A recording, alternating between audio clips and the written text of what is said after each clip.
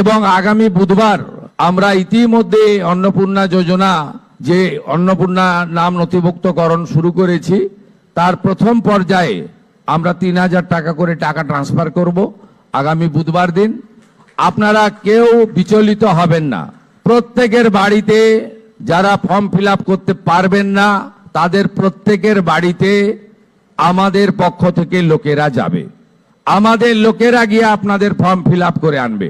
এতটুকু বিচলিত হবেন না, বিভ্রান্ত হবেন না, গুজবে কান দেবেন না, কারণ আমরা চাই প্রকৃত প্রাপকদের হাতে এই অর্থ পৌঁছাক। প্রায় 2 কোটির কাছাকাছি হয়তো উপভোক্তা ফাইনালি আসবে। সেক্ষেত্রে আমরা লক্ষ্মীর ভান্ডার যোজনা কর্মসূচি ততদিন অর্থাৎ চালু রাখছি যতক্ষণ না অন্নপূর্ণা যোজনার ফর্ম ফিল আপ এবং এনরোলমেন্ট কমপ্লিট হচ্ছে।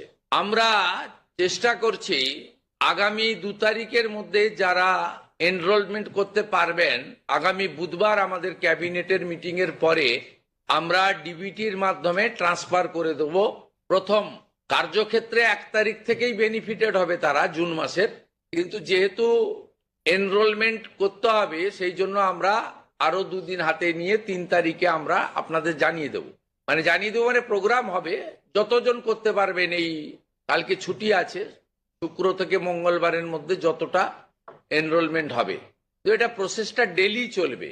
যেমন যেমন এনরোলমেন্ট হয়ে যাবে, ভেরিফিকেশন হয়ে যাবে, তারা অটোমেটিক কোর্সে লক্ষ্মীর ভান্ডার থেকে অন্নপূর্ণা যোজনায় চলে যাবেন এবং লক্ষ্মীর ভান্ডার তাদের অফ হয়ে যাবে।